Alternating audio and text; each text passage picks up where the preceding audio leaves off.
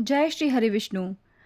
श्री हरि विष्णु पुराण का page number 42, सृष्टि की रचना का वर्णन और विष्णु। श्री पराशर जी बोले कि सर्वप्रथम मैं उन विष्णु भगवान को प्रणाम करता हूँ जो ब्रह्मा, विष्णु तथा महेश इन 3 रूपों में इस संसार की उत्पत्ति, स्थिति और संहार करने वाले हैं और अपने भक्तों को इस काम, क्रोध, मद, मोह, लोभ रूपी संसार की नैया को पार लगाने वाले हैं। मैं उन्हीं विकारों से रहित शुद्ध, पावन, अविनाशी, सर्वदा एक रूप, सर्वविजयी परमात्मा को अपने बारंबार प्रणाम अर्पित करता हूँ।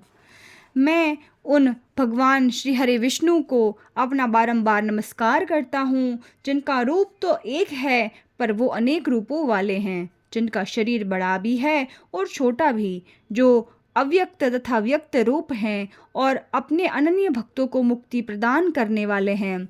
मैं उन परमात्मा श्री हरि विष्णु को प्रणाम करता हूँ जो इस संसार के अधिष्ठाता हैं तथा जो अति सूक्ष्म हैं, जो हर प्राणी के हृदय में विराजमान हैं, पुरुषोत्तम और अविनाशी हैं, जिनका कभी नाश नहीं हो सकता। विष्णु भगवान को प्रणाम करने के बाद मैं तुमको वे सारे प्रसंग सुनाता हूँ जो प्रसंग दक्ष आदि मुनियों के पूछने पर परमपिता ब्रह्मा जी के श्रीमुख से उन्होंने सुना था। यह प्रसंग नर्मदा नदी के तट पर राजा पुरुकुत्स को दक्ष आदि मुनिश्रेष्ठों के द्वारा सुनाया गया था। इस प्रसंग को बाद में श्री पुरुकुत्स ने सारस्वत को और सारस्वत जी ने मुझे इस प्रसंग के बारे में बताया था।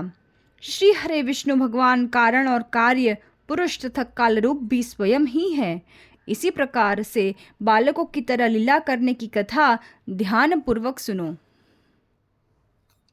वह त्रिगुण प्रधान तथा विश्व का कारण है और स्वयं अनादि होकर लय तथा उत्पत्ति से रहित है।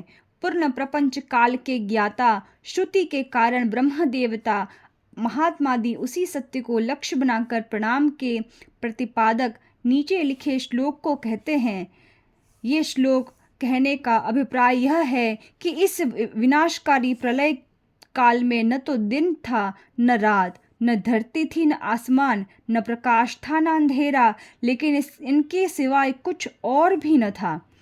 श्रोत्रादि इंद्रियों तथा बुद्धि आदि का अविषय एक केवल प्रधान पुरुष ब्रह्म ही था।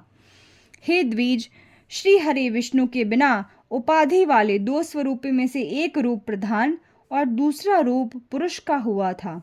श्री हरि विष्णु के जिस अन्य रूप द्वारा ये दोनों रूप सृष्टि तथा प्रलय काल में संयुक्त तथा वियुक्त कहलाए जाते हैं, उस स्वरूप को ही काल कहा जाता है। बीते हुए प्रलय काल में यह व्यक्त प्रपंच प्रकृति में ही सम्मिलित था। अतः प्रलय का प्रपंच प्राकृत प्रलय कहलाया जाता रहेगा। हे विप्र, काल के स्वरूप भगवान अविनाशी हैं, इनका न आदि है न अंत। अतः इस सृष्टि की उत्पत्ति तथा प्रलय का चक्र भी कभी नहीं थमता है और वे लगातार अपनी गति से आगे ही बढ़ते रहते हैं।